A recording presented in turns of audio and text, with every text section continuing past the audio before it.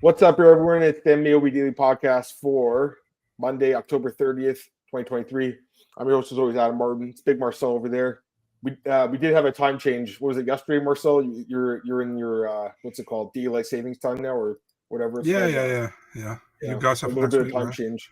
Yeah, and then I think ours is coming up next week, so hopefully we figure that out before the podcast starts. But, man, a week off. Now we're back, though. How you doing, brother? Yeah, I'm doing well, man. How about you? Not bad. I'm just retweeting it right now. Doing pretty good, man. You know, no complaints really. You know, we had the week off, which was fine. But you know, I missed the UFC, obviously, right? Ready to get back into it. Because I feel like when we have these off weeks, it's just I don't know just with my situation right now. Like my Saturday nights are not the most exciting, to be honest with you guys. So. I look forward to those cards on Saturday, even if it's like fucking Norma Dumont fighting Aspen Ladd. Like it's still better than, you know, some of the Saturday nights I've had the last little while. But yeah, you said ready to go back into it. So. Can't wait. But yeah, I'm just trying to keep a smile on my face during a rough time. And we got some comments in the chat. We had Glenn, what's up, brother? Octon updates. Marcel, forget the time zone or need to take a shit. No, that's not what happened. I was just telling Marcel a really funny story before we started. I cannot get onto this. I can't get into this on the air. Marcel, I'm pretty sure I'd get canceled if I told the story. Yeah. Sure. So I can't say it, guys, but I'll just say it involves me and some girl. I'll just say that. Yeah, it was funny. I can't say it though. I wish I could tell you guys on the air, but like someone will clip it and they'll send it to my employer and I'll get canceled for telling a funny story. It's funny. Nothing bad happened. Just funny. But again, you know. Antoine, what's up, brother? How you doing, man? Antoine, he asked me to go on their podcast next week to do UFC 295 preview with him and Paul Torkington. But fortunately, I can't do it just because we're doing ours, and then me and James have the preview too, right, for that card. So I don't think I should do 3 in a week. I think that'd be too much. That'd be overkill. I don't think anyone cares about my opinion that much on the fights. This would be 3 times. Price is good. Product shot again. I think we're doing it next week, yeah. Oh, next week, nice. Or either, yeah, I think we're doing next week, right? Because the card's on next Saturday, isn't it? Yeah. Or not this Saturday coming. You know what I mean? Like the Saturday after 295. It's crazy. It crept up on us, right? But anyways, yes. By the way, yeah, go ahead. Don't you think that the UFC doesn't do a lot for the 30-year anniversary, or is it just me, man? They're not doing jack shit for it, bro. And honestly, like the card is not that good. Like, okay, I shouldn't say that. The top 2 fights are great. There's no doubt. But like, there's a lot of fights that aren't that great in this card, and like, it's kind of like it's like a very top-heavy card, and the rest of it's like a fight night. You know, it's like a fun card, but not wow factor. You know what I mean? You thought for the 30th anniversary they would do like 3 title fights or something, maybe, or like. And again, to be fair, they did both Jones and Miocic, and they thought that fight itself would sell the card. But now that it's off, even with Aspinall and Pavlovich, I still feel like it's missing something. But again, we'll talk about that next week. There is no current champion on that card. That's funny you said that. That's true. Anyways, we'll talk about that card next week. Let's just get a comment from Antoine. He wants to have you on the show too. So there you go. Thank you, man. Yeah, for sure. I think he's got his DMs open, or maybe they're not open. But yeah, you're open. Okay, there you go. No, I don't have my DMs open, but he can contact me on the Discord, right? Yeah, on Discord. All right, and we can talk about Nagano really quick. You watched the fight, I think, right? Mm-hmm. I thought he won. Listen, man, I feel like almost everybody, all the MMA community feels he wins, and only the people who are watching boxing often are like, nah, not really, you know. And I'm like. And even some boxing people thought he won, and even one of the judges thought he won. Like, there was actually quite a few boxing, like former champs and everything, that thought he won. I just think, again, I know the boxing scoring criteria is different, right? And I'm not an expert in boxing, so like that's why when the decision came, first off, I even thought they'd give it to Fury anyways, just because we know how boxing is. But I did think Francis, like, again, I thought he would. Like, if you look at the criteria of boxing, it's like who they have the cleaner punches, the ring generalship. Aggression, I believe, and then defense, I think, is the other one. I kind of feel like Francis beat him in most of the categories, to be honest with you. And like, if you look at the numbers, they're very close, right? But Francis had that knockdown, and I think Francis was the more aggressive guy of the two, personally. I really thought he won the fight, guys. I feel the same way. let me ask you a question. Maybe I'm with my tinfoil hat on, but now imagine Tyson Fury fought like Francis did. Who would have won? Tyson Fury. Yeah. So in my opinion, and everyone has said, "Oh, he easily won." That's the thing, right? Yeah. So I don't know, man. I felt like when it went to the judges, I already felt like they're probably going to screw Francis for some reason, Yeah. And I don't want to call it robbery, but I thought it was a bad decision. I thought Francis won the fight. That's how I see it, And there were people who contacted me as like, man, Francis only won 3 rounds. I was like, okay, if you think that, I thought he won. Listen, man, I had at the least, I had him winning 5 rounds at the least, and then he has a 10-8 round, so he wins, in my opinion, Well, if he won 5 and had 10-8, yeah. No, because it's 10 rounds. Yeah, I see what you're saying. I think that's what the judge had, right? 95, 94. I think that means he won 5, and right? Yeah. I'm pretty sure. Mm-hmm.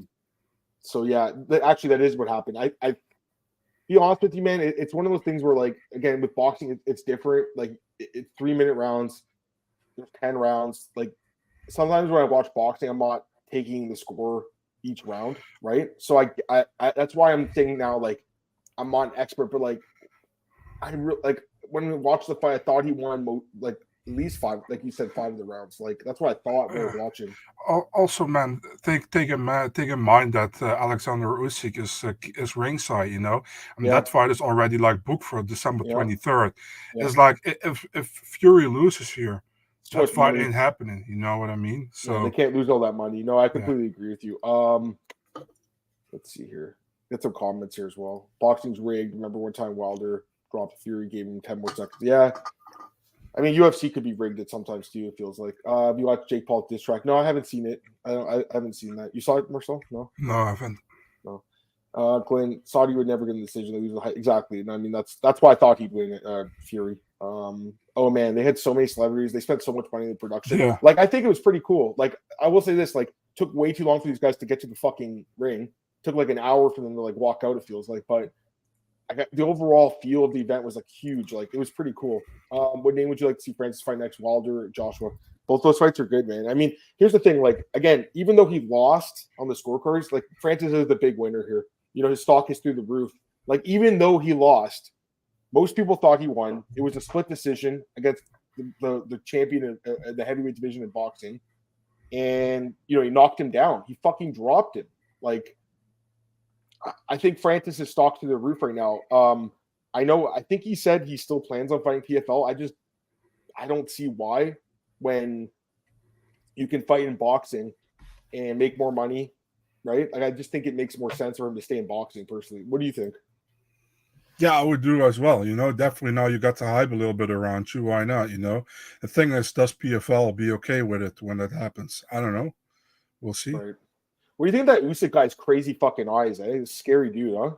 Yeah, he is. He's a fucking scary guy, man. Like, I would not want to fight that guy. And he's undefeated. I think what is his record check right now? 21-0. Very undefeated. I mean, and someone mentioned the last decision with Joshua, right? Close fight, but on paper beat him twice. Yeah, I think for Nagano, I just think staying in boxing makes more sense. Like, again, like, okay, so he goes to PFL, right? Let's just see, guys. Let's say he goes to PFL. Dennis Goltsov, he's going to fight him in a super fight. Like, that's who's going to get. I was going to say who's going to get hard for that. Who's going to get excited for that? No, seriously though, like, that's not an exciting fight. That's not one that gets you like amped up. Heading for same thing. Same with Ante Delia. If they had signed Derrick Lewis as a free agent, maybe that would have been big. But like even then, like, these other boxing matches are bigger. Like, boxing's just, there's more money for him in there. I'll ask that to Derrick tomorrow. I have an interview with him, so I'm gonna. Derrick who? Yeah, Derrick Lewis. I'll ask him. Oh, Lewis, yeah. Why? Nice. Yeah, nice. I'm gonna ask him why he re-signed with the UFC and wasn't maybe thinking about fighting Francis in PFL. I don't know what he's gonna say. Maybe he's like, "Dude, why should I?" I don't know. Look at this one. Mateus Shuffle versus Nagano.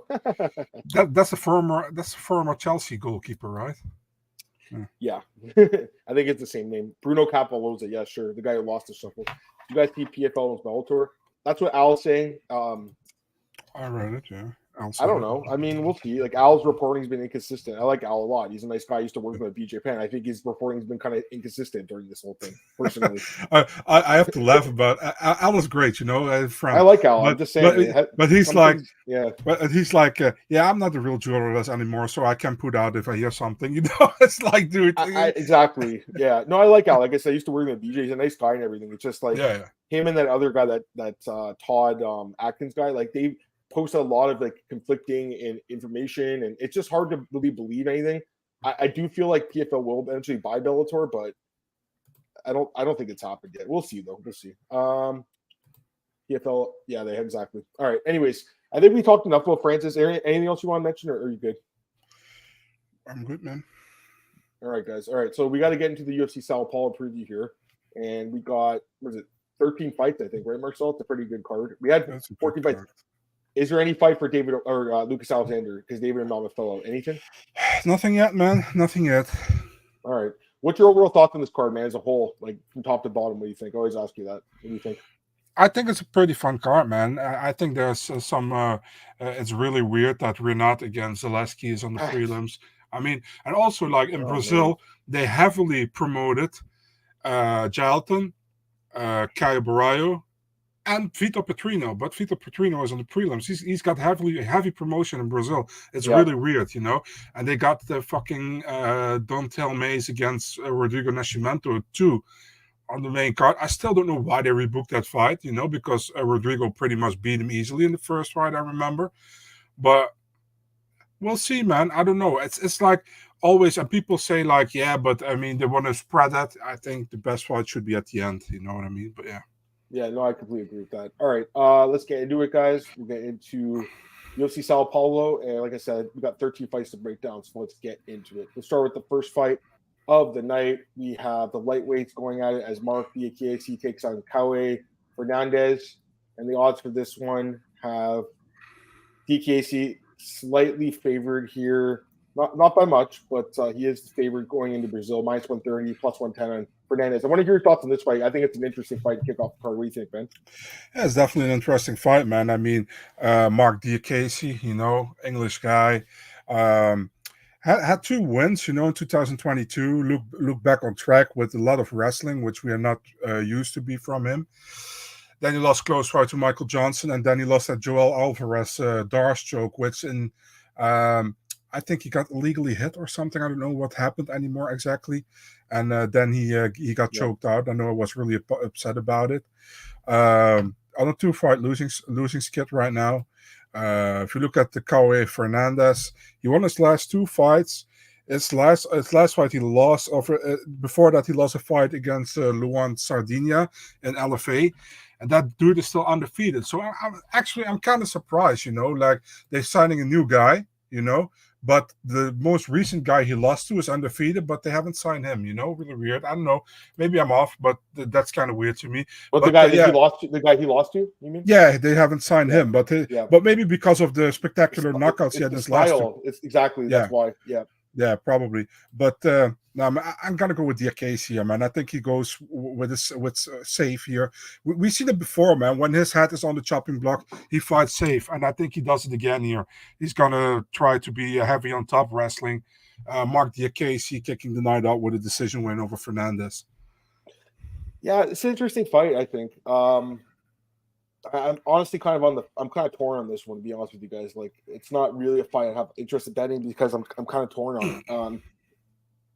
Diakiese, like, he's basically a wrestler now at this point in his career. Like, that's the way he wins his fights. He'll try to take you down. It's been somewhat effective, like against Slava Borshev and Hadzovic, but the last 2 fights hasn't really been effective. Like against Michael Johnson, he couldn't get him down once, right? 6 takedown attempts, no takedowns landed. I know Johnson's decent takedown defense, but it's not like it's not the best takedown defense, and he couldn't get him down at all. And then the Alvarez guy he took down, but then obviously they had that weird ending to the fight. At the same time, I don't like. It's just tough because like I kind of feel like they would want the other guy to win here, right? Kaue Fernandes, because man, I gotta be honest with you. So again, I didn't really know a lot about him, and I watched his tape. I was watching yesterday, and like the last 2 knockouts were fucking sick, right? I've watched a few of his knockouts. The guy's really fun to watch, man. He's got a lot of power. the problem is the takedown defense because, like you said, that one loss he has, he gets taken down, grinded out in that fight. It was somewhat competitive, but again, taken down, grinded out. It was 2 years ago though, so I figure he'd been improving on that in the last 2 years a lot. And then since then, 2 spectacular knockouts. With Diakiese, I mean, he's going to try to wrestle to the ground here. That's why he's favored. Because on paper, he probably is the better grappler. I don't know though, man. I liked what I saw from the other guy though. Like I feel like the striking is really strong. I do think he has pretty good cardio. He can go the 3 rounds. Like there was that other fight. I think it was the Bruno Rodriguez fight where he went deep into the fight and he actually had the better cardio. So he might get taken down, grinded out here is definitely possible. But at the same time, man, I think he's super dangerous on the ground. I think he has more of the upside in this fight too. So I guess we'll start off with a split here, Marcel. I'm gonna go with the dog. I'll take Fernandes. It's not a super confident pick. Again, he doesn't have any UFC experience, and the wrestling's an issue. So, I mean, I'm just saying that stuff. It's making me want to like talk out of it. But at the same time, like I do think there's like quite a bit of upside here with this dude. So, I'll take him to win the fight, Marcel. Yeah, I mean, I think it's a good fight to open the card. I think it's a good one. I will say too, like I think most of these fights, Brazilian versus foreigner, I think most of the Brazilian guys win. And this is one of the only times in the whole card where the Brazilian guy's a dog. So I'll take the dog to start the card off. All right, let's go to the next fight here, guys. We have Eduardo Moura taking on Montserrat Conejo. Odds for this one, Moura minus 440, Conejo plus 340. I mean, how do you not take Moura here, right? Like, how do you not? I mean, she's undefeated. She has really strong grappling. And the other girl, Conejo, just I think she's so terrible in the UFC. And she had that one win over Cheyenne's Lispas where you just use that, head and arm throw to take her down, headlock, whatever, to hold her on the ground. And it was just rinse repeat. And since then, just not look good. Like the Lemos loss, you can kind of forgive her for that because Lemos is a beast. But the Amarine fight, like pure domination. Like I would almost think it was like, right, like potentially a 10-7 round in that first round. It was pure domination. She looked awful in that fight. Outlanded 86-6. And gets finished in the third round by knockout, which I did call in this podcast. Yeah, I'm taking Moura. Like, to be honest with you, Marcel, I think she probably finishes this fight. So that's the way I'd go here. Moura by stoppage. What do you think? Yeah, I'm also taking Eduarda Moura. I was surprised by her in the Contender Series. I think she was a slight favorite, opened up as a pick-em back then, and she completely destroyed that girl. She fought teammate of Jailton Almeida as well. Strong team. I'm also on Eduarda's side here. I think she wins. I think she finishes actually in the first round, man. She's pretty strong. I would say a TKO by ground and pound, probably. Yeah. That's what I'm thinking too. I think, and remember, Conejo's like, she's fucking tiny too, right? Like it's 5'6" to 5'0". The other girl is a 6-inch reach advantage too, so she's just going to be way bigger and stronger, and like you said, just dominate. And the other girl's a Mexican wrestling champ, but it hasn't been, in my opinion, very impressive. So we'll go with that. All right, Marcel, we go to the next fight here, guys. We have Angela Hill taking on Denise Gomes, who just got a haircut. I saw your post, Marcel. Shaved her head. Gomes minus 130, Angela Hill plus 110. I'll start off right here. I mean, I'm going with Denise Gomes, bro. I was in Vegas for her last fight where she destroyed Yasmin Yaegi. I mean, it was beyond dominant, right? And then the other fights, the Brazil fight, beyond dominant. And I know she lost to Loma in her debut, but like she put up a decent fight. I understand the scorecards were wide, but like if you watch that fight, it was actually like I think it was short notice too for her. Like she put up a decent fight, and I think she's just improved since then. She's very young. She's only 22 years old. 23 years old, excuse me. She's improving. She's getting better every fight. Super dangerous striker. And like here's it's actually kind of like the first fight of the card. Angie Hill, tons of experience in the UFC, tons of high level experience. Proven cardio to go the full 5. But the problem is with her, like that last fight was just such a bad look. Like I really do feel like it could have been one of those fights where she's now on a huge decline spot because she took a ton of damage in that fight against Mackenzie Dern. Just a brutal performance by her. Again, you can make the argument for Angela Hill here with all the experience, all the decisions. Like she's definitely good at winning decisions, but like I actually think the other girl is just super fucking dangerous, man, and I think she wins. So to be honest with you, Marcel, I know that Angie Hill has been really tough throughout her career, but if anyone's going to knock her out, it would be Denise Gomes, someone like her. So I think there's a chance she could knock her out. I'm taking Gomes though for sure. What do you think? I I think it's a difficult one, man, to be really honest, because, man, the popular pick would be Denise Gomes, definitely how she fought in her last 2 fights, But we've seen in other fights, for example, against Loma Luke Boonby, in a fight I picked her and she actually lost. It was short notice. I give her that for sure, But she wasn't that great on the ground back there in that fight, And I think if Angela, listen, everybody sees Angela Hill as a kickboxer. I do as well, pretty much, But she has underrated ground game, in my opinion. Dern didn't finish her. You know what I mean, on the ground. So, it's a difficult one. You either go with Gomes by finish, or you go with Angela Hill by decision. That's how I feel about this one. I mean,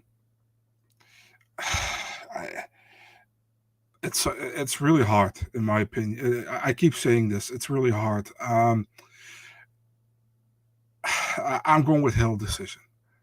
Fair enough. I'm far from sure. Gomes can catch her. Gomes can knock her out. We know she has the power.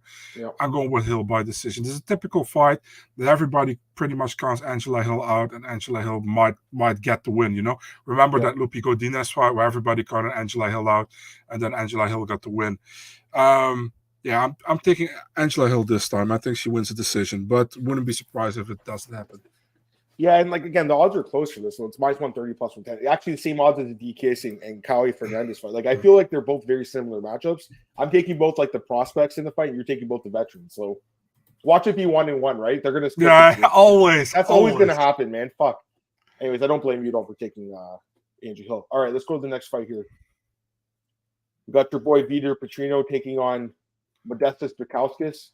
Odds for this one: Vitor Petrino minus 230, Modestas plus 190. Marcel, this, I think this is an interesting fight. This is kind of, for me, I'm staying away from this one too. It's hard not to pick Petrino because he's 2-0 in the UFC. He's looked good. I was at his last fight. That was on the same card with Gomes, the Vegas card. 290, dominant against Petrino. Takes him down, finishes him in the 3rd round. The fight with Turkali again takes him down, but it was more of a competitive fight. He showed that knockout power on the contender, undefeated. There's a lot to like about this guy, right? There is.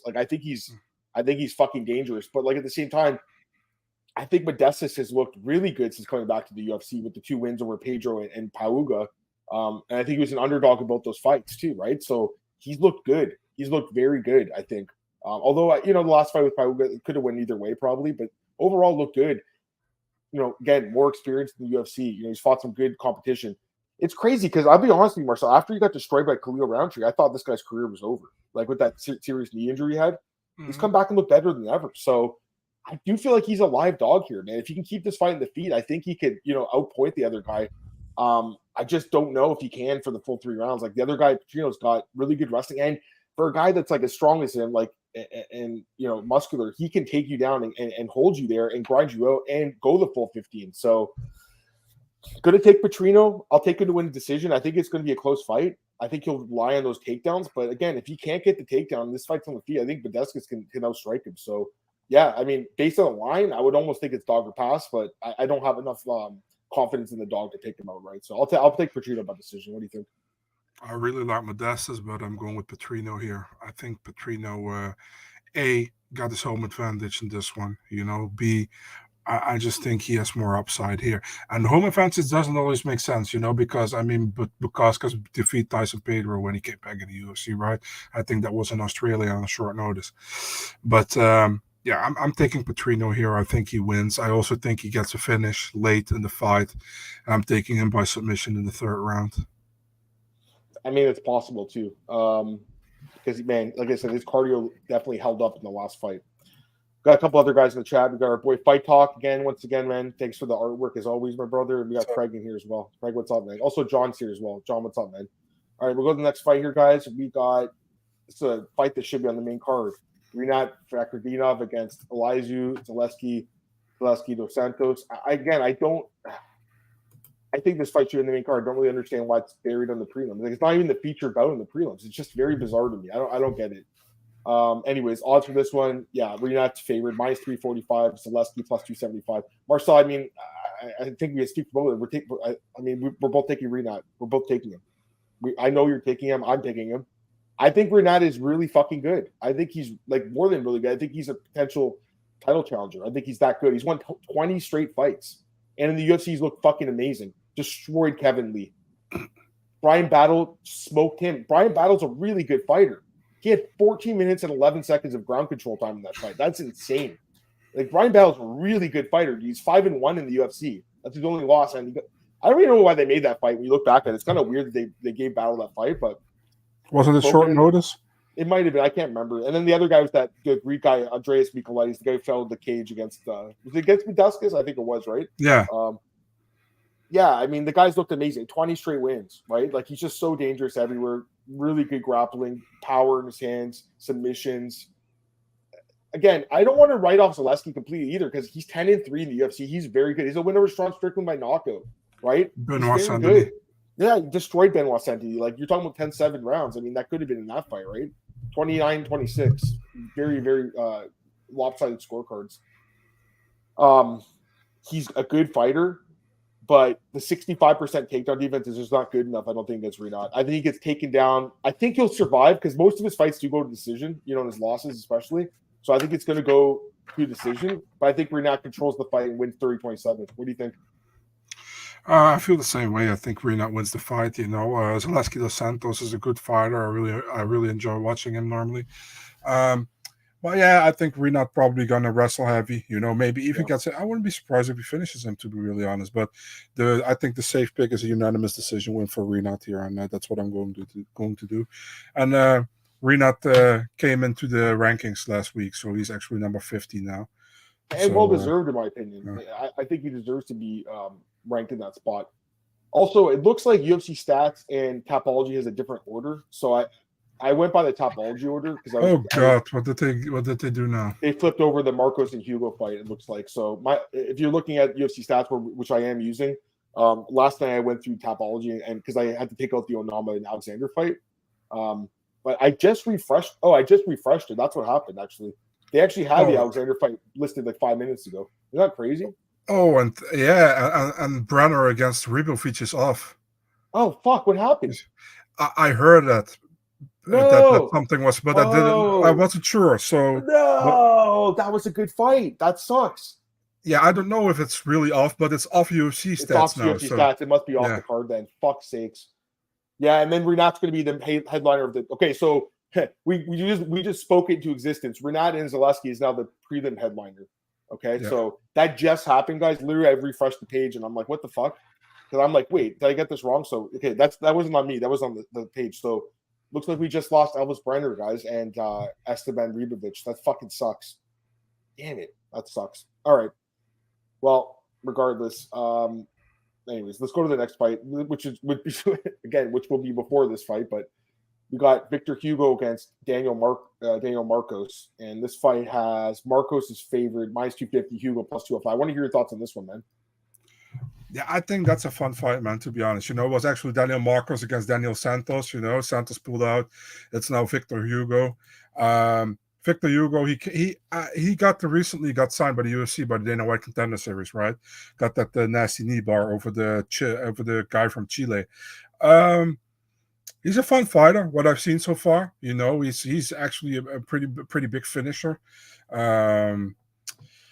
Thing is with Daniel Marcos, I also like what I've seen from him. Besides that Davy Grant fight, that was like kind of he could have lost that one. Yeah, I think yeah. So it's a little bit difficult, But man, I think it's a close fight. But I'm picking Victor Petrino. I'm picking Victor Hugo by. I think you pick him by split decision. Ooh, there you go. Marcel, do you have the music loaded up? You better have it. No, loaded, I don't. buddy. I don't have. And all right, woof. We'll just do it myself. You find it. But you know what, man? I'm gonna go with the consensus dog here with Marcel. I'm gonna take Victor Hugo too. Like, I didn't like what I saw from Daniel Marcos in this last fight. I understand it's only one fight. He's looked pretty good overall. He's undefeated. I get that. But I just don't think it was a great look. And, like, I think Hugo's really good and underrated, man. Like, he's on a long win streak himself. What is it, like 12 fights in a row or something? Like, 13 fights in a row. And, like, finishing all these fights, like, dangerous on the ground. He has power, too. I think he's good. He's fought pretty good competition. Look at the guys he's fought in the last few fights, like 16-1, 15-7, 23-9, 17-8. Like, these are not bums he's fighting. Like, they're guys with tons of experience. I kind of feel like he's the more well-rounded guy. I feel like if the fight goes to the ground, he'll have the advantage too. Like, Marco's definitely a dangerous striker, but man, I just did not like how he looked in the last fight. I thought he lost the fight, and I'm losing to Dave Grant's not a bad loss by any means. It's just like it was very low volume. Just wasn't what I expected from this dude. And now, he is Peruvian, he's South American. I get that, but he's going into, Hugo's homeland here in Brazil, and you're going to have the people chanting, you're going to die. And the other guy's fucking dangerous. So, I plus 205, Marcel, I think it's definitely a dog that's worth a shot on. I'm kind of glad you picked him too, because I was looking at him all weekend. So Victor Hugo I think he could stop this dude personally. So you got the woof woof. I don't have it, man. I'm sorry. That's okay. Don't worry. We're gonna load it next time. But we have a consensus dog. There we go. That's better than these. We got a consensus dog, guys. So there we go. All right, let's go to the next fight here. We got do you want to just give your pick on Elvis Brener just in case it does pop back up? You want to give your pick? Like, who were you going to pick for Elvis Brener and Esteban Ribovics? I would have picked Brener. Me too. I would have picked him too. Again, I was at Ribovics' last fight against Kaue Kirk, and like he really won that with his wrestling. His striking was not the most impressive. Like, it was okay, but I just think Brener's so dangerous, and like, man, beating Garam is just like such a big win for him in my opinion. So I would have picked Brener. And he was like minus 150, I think. I think it was something that I would have looked at for a bet, but it looks like the fight's not happening, so that's too bad. All right, go to the next fight here. We're back to the main card, guys. Ismael Bonfim taking on Vinc Pichel. Bonfim's a big favorite here, man. He's a massive favorite to open up the main card. Minus 455, plus 350 on Pichel. I'll say right now, Marcel, I just think the odds are too high, personally. Like, I wouldn't – I know people are going to parlay this guy. He should win. He's in Brazil. He's the young prospect.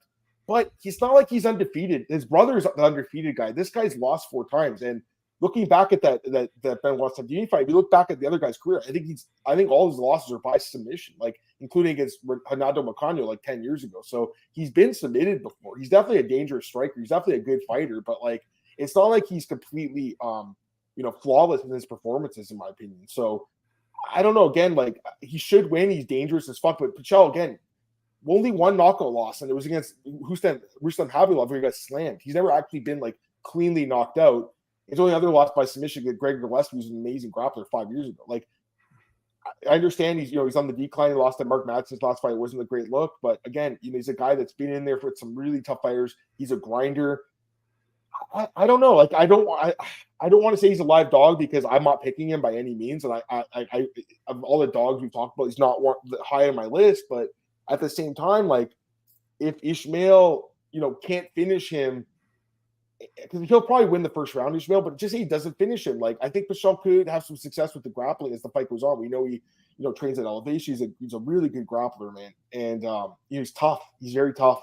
So I'll take Ismael by decision. I'm picking him by decision because I think Vince can at least tough it out to the scorecards. So that's my pick here. But I'm not parlaying this guy, to be honest. And we'll talk about his brother in a minute. But like, I don't think these guys are like, or this guy's a lock by any means, personally. So what do you think, man? I feel the same way, man. Pichel can always surprise. He's a tough veteran. We all know that. And the thing is, like with Ismael Bonfim, I like him a lot, but we also seen his flaws. The Benoit Sandini fight wasn't good, for example. And he created a lot of hype for himself for that Terrence McKinney win, right? So, yeah, I'm taking Bonfim for sure. I'm pretty sure he wins the fight, but I don't see him getting a finish. I feel the same way, actually, as you. I also feel a decision might be the best option to pick here. So, yeah, I'm with you, man. I'm with you. Yeah, if anything, maybe that's the way to look at it. They'll look at the over or look by like on points instead. Because I think most people will think this guy will finish him. But again, Vince is tough to finish. He's only been finished twice in his whole career. By Gregory Gillespie against Rustam Habibov, where he got that suplex slam. That was like 11 years ago. So I think this other guy's very interesting. What did Pichel say about Tony? What did he say about him? Do you know? I don't know what he said. I have no idea. I actually seen that. Yeah. What did he say? He said like when I think when he was he had an injury or something. I think something with his shoulder. He came back and Tony was in his gym, and he actually didn't want to have Tony in his gym because he was like, nah, I don't feel good vibes with him. But he was like, fuck it, let it go. And then he specifically told Tony like, please. I'm just back with my shoulder injury. Please take that in mind when we're gonna roll. He's like, okay. He said the first thing he did is get me in a straight armbar or something, and he didn't let go. So from that moment, he was like, that guy's a dick, fucking, something like that. Fair I enough. think I think it was with an interview with James. I think. I'm not sure. Why does Marcel look like he woke up at short notice to check this? Did you wake up? No, man, that's because I'm fat and I have more fat for my eyes because it's more like this, But no, I don't know, man. I'm just always look sleepy, I guess. I don't know. Maybe I look horny. I have no idea. Yeah. By the way, Topology, yeah, they have an extra law. I was just looking at Rinat's record. So Rinat's 22-2 on Topology, 21-1 on UFC. So I really have no idea, to be honest with you. Because if he does have that loss, then it's not 25 win streak, but I digress. All right, let's go to the next fight here. Another interesting fight. Rodolfo Vieira and Arman Petrosian. Pick a fight, Marcel, minus 110 each. Give me your thoughts, man. This is a very difficult one again, for the simple reason that we know Rodolfo has that great cardio, and I mean the opposite, but he's very dangerous in the first round. He finished Cody Brandes in the second round was pretty much because Cody made a mistake, and he almost got finished in the first round by Cody. If you look at Arman Petrosian, I really have underestimated the guy through his UFC career. He really did well against Christian Leroy Duncan last time out, a fight you picked well, by the way. Yeah, I got to go with Arman Petrosian here, man. If he can survive the first round, he is definitely a guy who can win the fight, And I also think he's a favorite in this fight, and I think more people think that. It's like a pick 'em right now, but yeah. I think he was a favorite, It's okay. It's minus 112 now, so it went up by 2 cents. It's not really. It's like basically a pick 'em, but I'm pretty sure Rodolfo opened as the favorite, right? So the line's kind of flipped a little bit. Not flipped, but you know what I mean. Like it's shaded a little bit towards Arman. So you're picking Arman? Yeah, I'm picking Arman. I'm picking him by decision or a late finish. Well, I have the same pick as you, man. I'm also liking Arman by decision. I think I like him quite a bit here. I'll be honest with you, Marcel. Like I think he's a really, really good fighter. Like, and more well-rounded, right? Like very good striker. And I think again, he doesn't have a lot of experience, but he's learning on the job. They both have the same amount of experience, actually, 11 fights. But he's just like learning on the job, and I think the grappling is getting a little bit better too. Like the AJ Dobson guy is not a bad fighter, and he took him down 3 times, but wasn't able to really hold him. Same with Greg Rodriguez, again, took him down a couple times, but couldn't really hold him on the ground. Perallo did. I get that. Vieira could, but the problem with Vieira is the cardio, right? Like I don't trust it at all. If I had to guess here, Marcel, I think Vieira probably wins the first round and then gasses out again and gets tired again and loses the second and third round. Petrosian wins the decision. Maybe he gets finished late, possibly, but this is one of the fights where I do like the foreigner as well. I'm going to go with the foreigner here, Arman Petrosian. I'll take it by decision, but a third round stoppage is definitely in play, in my opinion, too. Potentially a second round stoppage. Yeah, I think at even odds, I don't think he's a bad bet personally. I just think again the advantages of the cardio, the striking, like the grappling is where his disadvantages, but I think he can survive, man. I really do. So I'm picking him, bro. I'm with you on this one. I like Arman, man. I think Superman's going to get the win in this one. So both of the same pick. Is Brener and Ribovics actually off? It's off UFC stats, so yeah, it looks like it's off, man. Unfortunately, I don't know. Marcel may be trying to get confirmation on it. So. Yeah, I've heard literally like an hour ago that fight was in danger, but I wasn't sure that it was. What side do you know is the can you say? You can't say. Okay. The only thing I know is that likely Brener needs a new opponent, but. Okay, maybe they'll add him back to the card, hopefully. All right, let's go to the next fight here, guys. We got, speaking of the devil, Kaue Bahayo taking on Abus Magomedov. He took the fight on short notice. And for this one, we got Bahayo is favored, and he is minus 250 plus 205 on Abus. The lines actually went down on Bahayo. He opened up as a bigger favorite, minus 360 or something like that. So the lines, or actually, he opened at minus 425. The line has just gone down, which is kind of weird in my opinion, because I think he clearly wins this fight, Marcel. I really like him in this fight. And I think that's a discount. How does Abus win? Knocks him out? I don't think so. Bahayo is just such a good grappler. He's fighting at home. He's on this long win streak. He's been dominating guys. Gets his first finish his last fight in the UFC. dominating guys, great cardio. The whole Fighting Nerds team are fucking awesome. They're all really good fighters. And Boost is, I think he's overrated. I understand, the Strickland loss doesn't look as bad now because Strickland became champ. It doesn't look as bad because he won the first round. But again, the cardio is a major concern here against a guy like Bahayo who has phenomenal cardio, like some of the best cardio in the division and some of the best grappling in the division. I think, if Boost might win the first round, it might be a little sketchy if you're betting on Bahayo, like I will. But after that, smooth sailing. I think Bahayo takes him down, drags this into deep waters. I think he finishes the fight in the second or third round. So Bahayo by submission again, Marcel, like his last fight. That's my pick here, man. I really like him in this fight. I really like this fighter. I think he should be top 15 soon, personally. I think he should be there right now. I think he's that good. So Bahayo by late stoppage. What do you think? Yeah, man. I'm also picking Caio Borraio, actually talking to him tomorrow. So looking forward to that. I think I can pick Magomedov. Magomedov showed he had gas for one round in his last fight against Sean Strickland. And I know Sean Strickland is a champion now, definitely. But I don't see any upside here to pick Magomedov. I think Borraio has looked dominant in his UFC fights. His jiu-jitsu is very good. His ground control is really strong. And he got that finish last time against Mikhail Oleksiejczuk. Good fighter, talented guy, fun guy as well. Caio wins this, I think, and I think Caio wins it with a submission. I even think in the first round already, man, if I'm honest. The first round, wow, okay. So, that's possible, too. Like I said, I think Ibus will do pretty well the first couple of minutes, and then he'll gas out again. That's what I think. I just don't think his game plan will work in this fight. So, that's why we both have the same pick on that one. Couple comments here. Vieira, Muniz, carbon copies. Yeah, that would be a good fight, actually. Wait till that Boost dominates.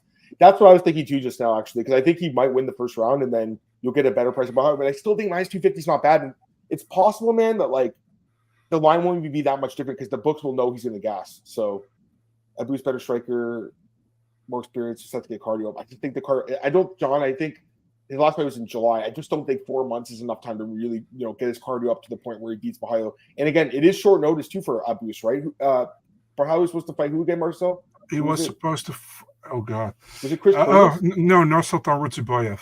Oh yeah, Nursultan Ruziboyev. I actually would have liked him in that fight too. Although Nursultan, is an interesting fighter because of all the experience and the wins. I would have still picked Caio probably. I think, man. Same here. All right, here's a fight that I don't understand why it's first off on the main card. They have to put the fatties on the main card, right? They always have to put the heavyweights on the main card, the unranked heavyweights, and it's a rematch that just doesn't really fucking make sense. I don't understand this. I just don't get this fight. Why did they book this fight? Rodrigo Yogi Bear Nascimento against Dontel Mays King Kong. So you got Yogi Bear against Lord Kong, I should say, not King Kong. Lord Kong and Yogi Bear, Marcel. And Yogi Bear's favorite. He did win the first fight by submission. Now he's favored again. He is a minus 185 favorite, plus 154 in Dontel Mays. I want to hear your thoughts on this fight, Marcel. What do you think? First off, why do they book this rematch? And second off, the main card placement, but just your pick as well. Go ahead. When I saw this rematch, the only thing I was like, why the hell, I mean, you got a lot of different heavyweights on the car on your roster. Why would you match these two up again? I don't get it. I don't get it at all, and there's no hit against Dontel Mays or against Rodrigo Nascimento, but it's just weird, why would you do it and put it that high on the card? This is like the fight, why? It feels like the Anthony Smith Ryan Spann second booking recently, which was pretty unnecessary. This is even more unnecessary, in my opinion. This feels like Nick Lentz, Charles Oliveira 3. You know what I mean? It's like, why? I really don't get it. Yeah. And there was also no explanation for it. Actually, a colleague of mine asked me today, is like, why did they rebook this fight again? Like they fought before. It's like everybody's wondering, Yeah. Listen, man, I don't want to go too deep into this fight because I don't think I care enough about it. But I'd go with Rodrigo Nascimento again. Why would I go with Mace? I know Mace won against Arlovski last time, but yeah, I'm going with Nascimento, and he gets a first round knockout, and if not, it will be a decision. So I'm going with a first round knockout for Nascimento. Yeah, I don't know. By ground and pound. I gotta be honest, I don't know because I just don't know if I can trust this guy. I think he's looked fucking terrible lately. Since his drug suspension, he's looked, I think, terrible. I don't really know if he should have got the wins over Latifi and Bozer. I don't know for sure if he really won those fights. I agree with that. And if he'd lost them, then he'd be on a 4-fight winless streak right now. he looked really good when he came to the UFC, and then obviously that win over Mays, like it was nice, but it was also 3.5 years ago. Like Mays is then training with John Jones with the wrestling. I think he's got his wrestling up now. He showed more power, obviously, in the last fight with the knockout win over Orlovsky. That was a nice knockout win comeback.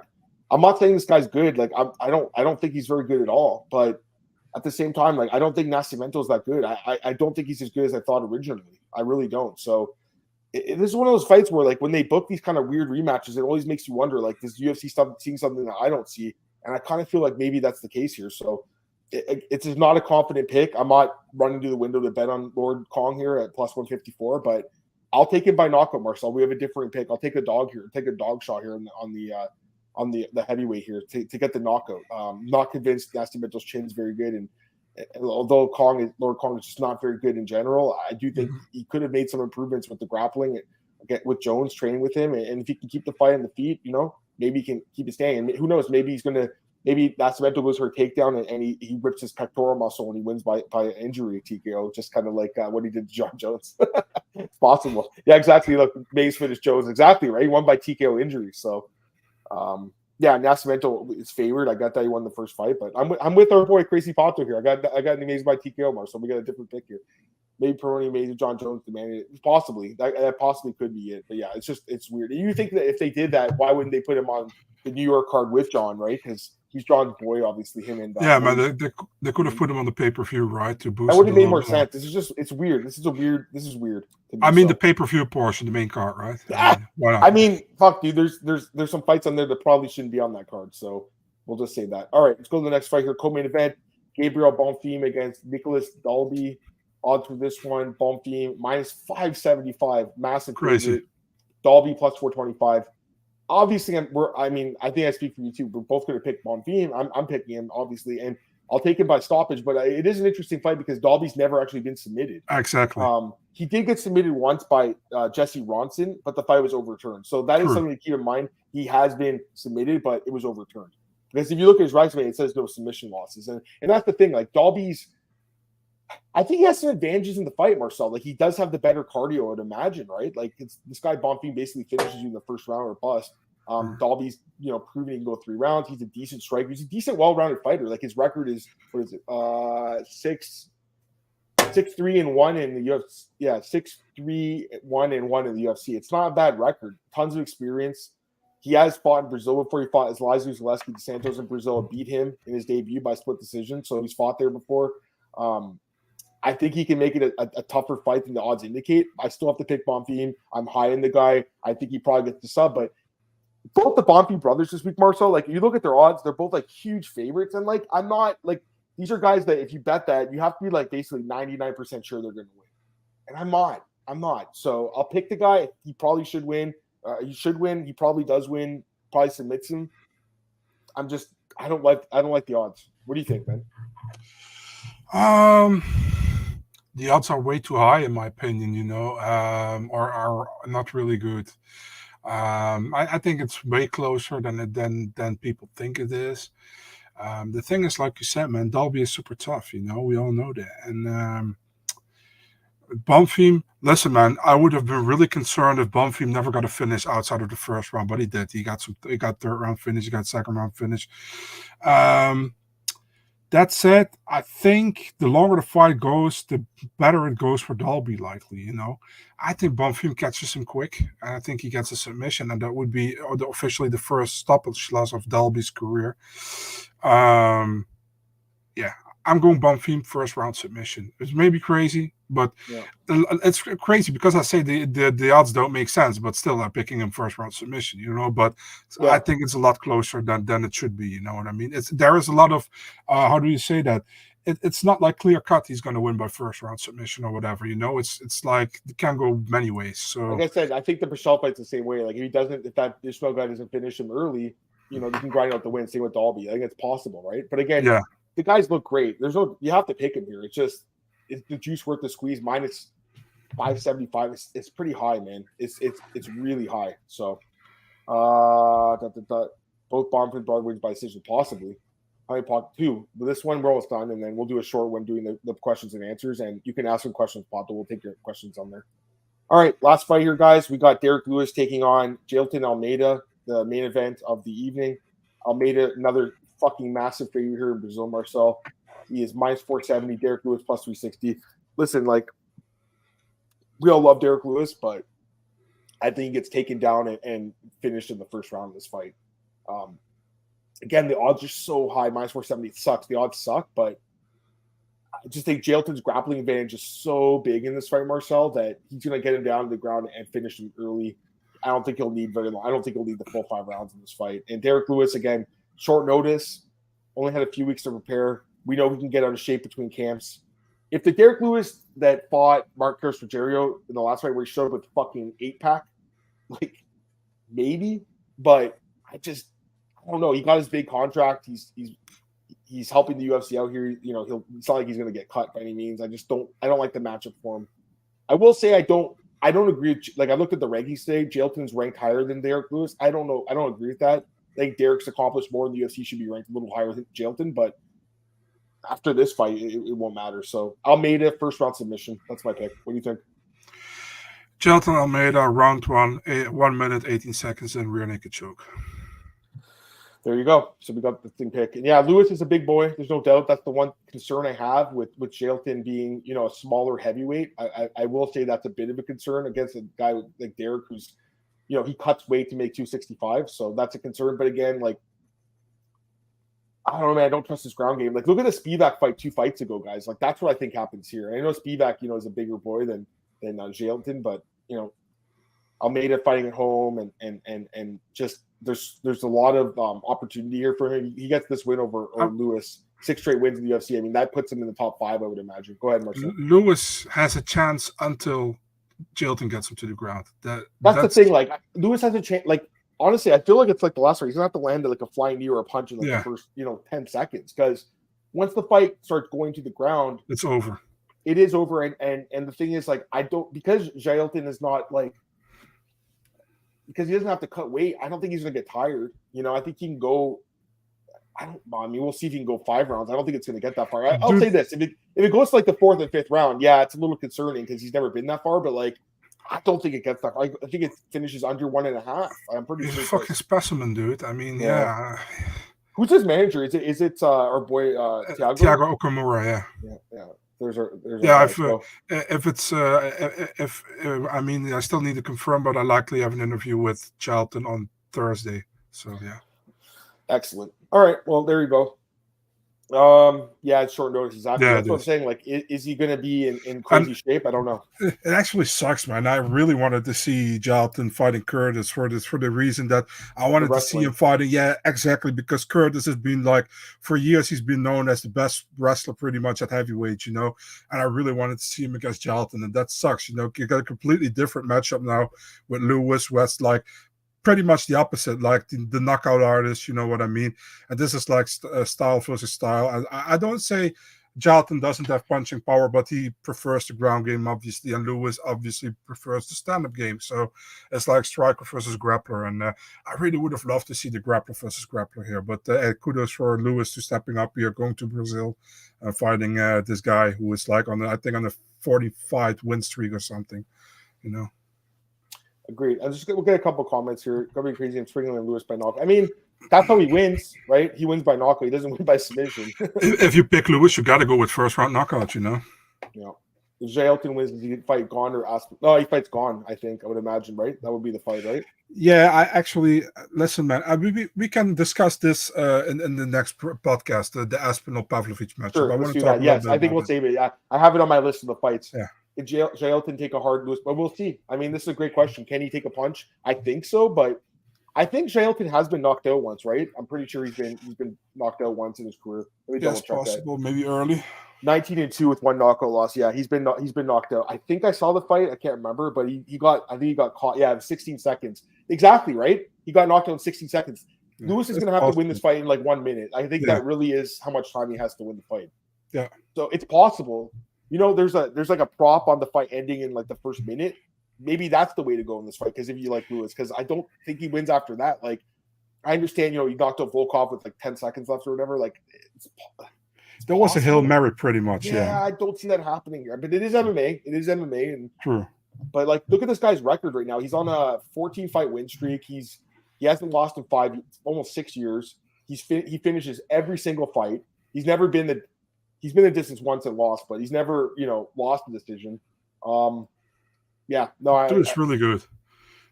He is. I will say though, like again, I'm still not sure if it's crazy because he started as a welterweight, right? Now he's at the heavyweight, so it's still not sure if this is the right weight class for him. But I agree.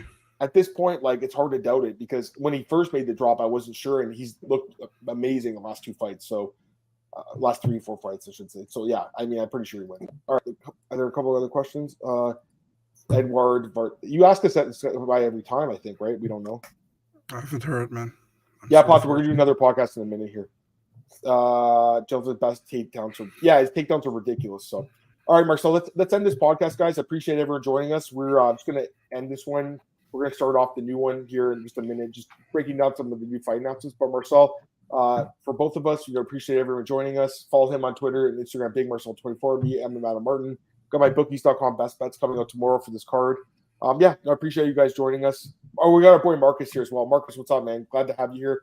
Like I said, we're going to start a new podcast here in just a minute, guys. We'll do about 20, 30 minutes just going through some fight announcements and stuff. We got John. Appreciate that as well, my brother. So we'll start it up in a minute, guys. Just wait a sec. I'll tweet it out. Marcel will tweet it. Just give us a second here. And if not, we'll see you guys next Monday. But just stick around. We got Joe here. Joe, you missed the show, but come back in a minute, man. We'll start the new one up. Oh, did I really predict 3 main events correctly? I gotta answer this one. I think you might be right. He's probably right. Let me look at this. Yeah, the Dawson, the Sodiq against Barbosa, and the he's right. He's right. I mean, I'll own it, right? Like the one, the first two, okay, but the last one, I mean, I took a Sean Volk and it didn't work out. Like in hindsight, with the short notice, it was not the best dog pick. The other ones, Marcel, I don't know if I would have changed. I definitely wouldn't have changed the Dawson. Like even if Dawson fought Green again, I would still pick him.